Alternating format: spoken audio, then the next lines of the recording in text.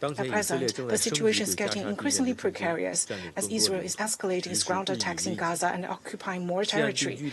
Settlements in the West Bank are also expanding, while settler violence is intensifying.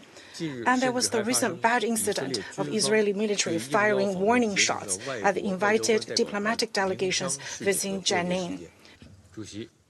Co-chairs, I thank France and Saudi Arabia for convening today's preparatory meeting. I've listened carefully to the briefings by the co-chairs of the working groups. Let me make the following points. First, firm and dedicated political support is the key guarantee for advancing the Middle East peace process. A two-state solution is the only viable path to resolving the question of Palestine.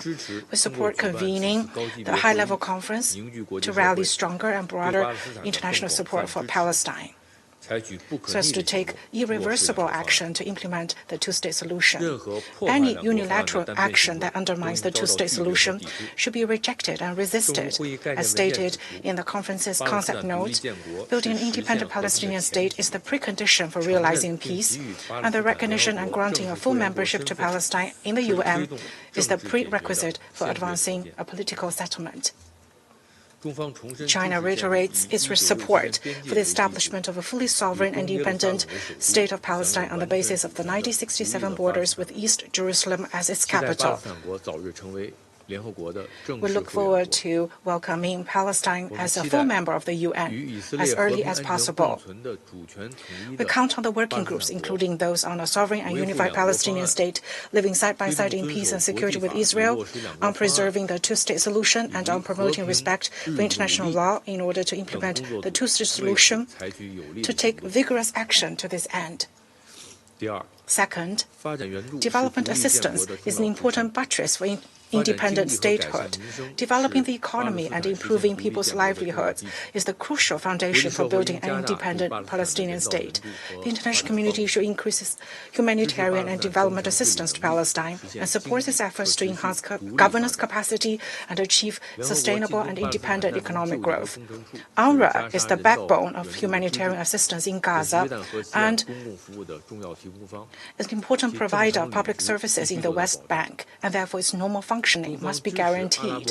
China supports the Gaza Recovery and Reconstruction Plan initiated by the Arab countries.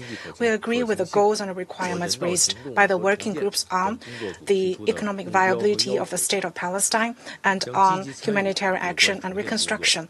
We will actively participate in relevant reconstruction work and continue to help Palestine to the best of our abilities.